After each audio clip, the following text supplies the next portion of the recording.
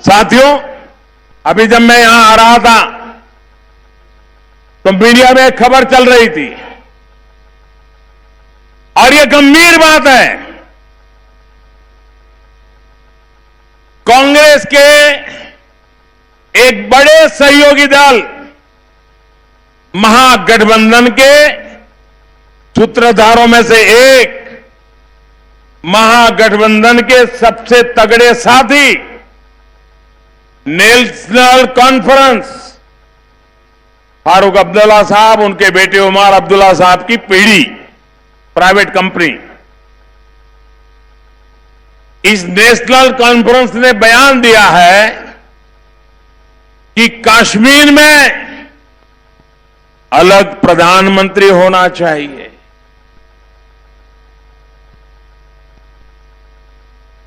आप मुझे बताइए,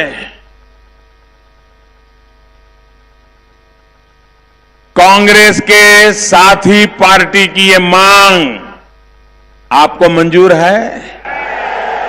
हिंदुस्तान में किसी को भी मंजूर है?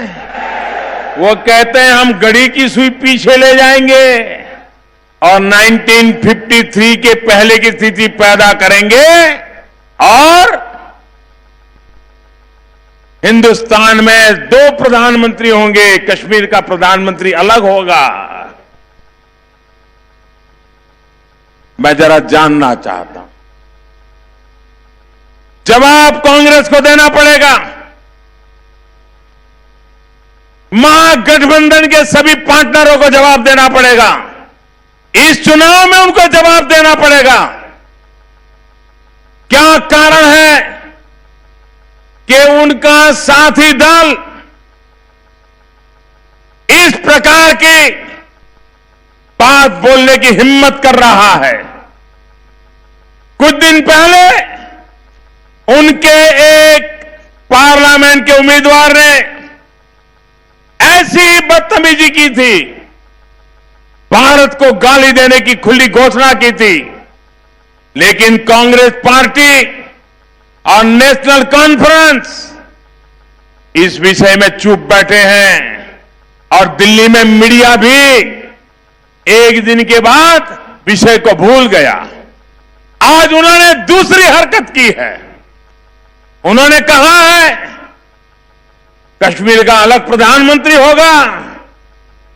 मैं इन महागठबंधन के सभी साथियों को पूछना चाहता हूं, बंगाल की दीदी बहुत चिल्लाती हैं आप, जरा जवाब दीजिए, ये नेशनल कॉन्फ्रेंस आपके साथी है, क्या ये नेशनल कॉन्फ्रेंस की दूसरे प्रधानमंत्री की मांग, इससे आप सहमत है कि नहीं है? देश की जनता को जवाब दीजिए। यहां पड़ोस में आंध्र प्रदेश में यूटन बाबू बैठे हैं। ये यूटन बाबू अभी 2 दिन पहले वो बड़ा स्पेशल गमछा लगा करके फारूक अब्दुल्ला के साथ जुलूस निकाल रहे थे। जरा यूटन बाबू बताइए, और आंध्र की जनता भी चौंक जाइए, चेत जाइए, ये चंद्रबाबू है जिसके बगल में फारूक अब्दुल्ला वोट मांगने के लिए निकले हैं और जिनका बेटा कश्मीर में अलग प्रधानमंत्री होने की मांग कर रहा है। क्या चंद्रबाबू को वोट मिलना चाहिए क्या? मैं पूछना चाहता हूं श्रीमान शरद पवार जी को, आप तो कभी देश के रक्षा मंत्री रहे हैं, आप कभी महाराष्ट्र के मुख्यमंत्री रहे हैं, आप बताइए क्या आप हिंदुस्तान को सुई को पीछे ले जाने के लिए तैयार हैं? 1953 के पहले उसी तरह आप कश्मीर में प्रधानमंत्री बनाने के लिए आपके इन साथी दलों के रवैये से सहमत है क्या? साफ कीजिए। मैं श्रीमान एचडी देवगौड़ा जी से भी पूछना चाहता हूं, देवगौड़ा जी, आप देश के प्रधानमंत्री रह चुके हो, आपका बेटा मुख्यमंत्री है, आपके परिवार के सारे लोग इस लोकतंत्र में वोट की राजनीति का मजा ले रहे हैं। जरा जवाब दीजिए देवगौड़ा जी, आप पूर्व प्रधानमंत्री हैं, आपका साथी दल नेशनल कॉन्फ्रेंस डंके की चोट पर एक कहने की हिम्मत करता है कि कश्मीर में अलग प्रधानमंत्री होना चाहिए। देवगौड़ा जी, कर्नाटक की जनता को जवाब दीजिए, क्या आप ये प्रधानमंत्री होने की सपने देखने की बात को ऐसे लोगों के साथ चलना चाहते हो या नाता तोड़ने को तैयार हो? साथियों, देश को बांटने की इसी मानसिकता ने भारत का बहुत बड़ा नुकसान किया है। मत भूलिए, 2-3 दिन पहले ही नेशनल कॉन्फ्रेंस के एक नेता आतंक सरपरस्तों के लिए, पाकिस्तान के लिए जिंदाबाद के नारे लगाए थे। इस बयान के बाद कांग्रेस के सारे बड़े नेता चुप्पी साध करके बैठ गए थे। कांग्रेस की यही मानसिकता है जो देश विरोधी ताकतों को मजबूत करती है। इसी मानसिकता की वजह से ये लोग एयर स्ट्राइक पर सवाल उठाते हैं। इसी मानसिकता की वजह से ये लोग सर्जिकल स्ट्राइक पर सवाल उठाते हैं, सेना के पराक्रम का अपमान करते हैं। यही मानसिकता है जो उन्हें डोकलाम विवाद के समय चीनी राजदूत से मिलने के लिए जाने की प्रेरणा देती है। इसी मानसिकता की वजह से ये सेना को गाली देते हैं, सेना को कटघरे में खड़ा करते हैं। इन लोगों को मैं कहना चाहता हूं, कान खोल करके सुन लीजिए। अरे चुनाव तो आएंगे जाएंगे, लेकिन ये लोग लिख करके रखे, जब तक मोदी है, जब तक मोदी है, आपकी साजिशों को कभी कामयाब होने नहीं देगा।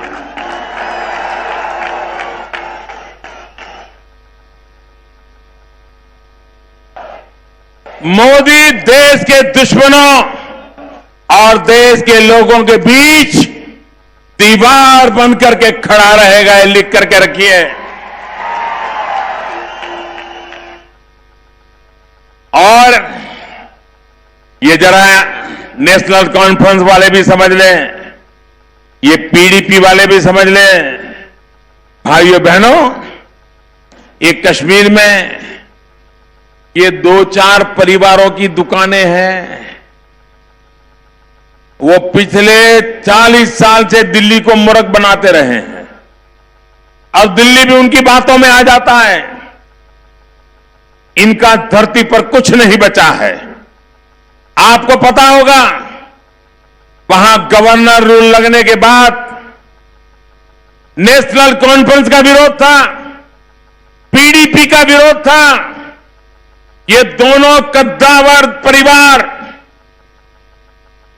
भारत सरकार के खिलाफ खड़े हो गए थे और उन्होंने ऐलान कर दिया था, कांग्रेस भी मिल गई थी। इन्होंने ऐलान कर दिया था कि पंचायतों के चुनाव नहीं होने देंगे, बहिष्कार करेंगे। और ये सोचते थे कि कश्मीर की जनता उनकी बात मान लेगी। मेरे देशवासियों, अच्छी होगी कि अब्दुल्ला परिवार, मुफ्ती परिवार, कांग्रेस के लोग ऊपर से नीचे टपक पड़ते रहे, कूदते रहे, चिल्लाते रहे। पंचायत के चुनाव हुए, 70-75% वोटिंग हुआ और 30,000 से ज्यादा लोग चुन करके आज वहां पंचायतों में कारोबार चला रहे हैं। उन्होंने इनका बहिष्कार कर दिया। जो चुनाव का बहिष्कार करने के लिए निकले थे, उनका बहिष्कार कश्मीर की जनता ने कर दिया था। जिनका धरती पर कुछ नहीं बचा है, वो कांग्रेस के लोगों के कुर्ते पकड़ पकड़ करके देश को धमका रहे हैं। अब जमाना चला गया, कांग्रेस नहीं है, मोदी है।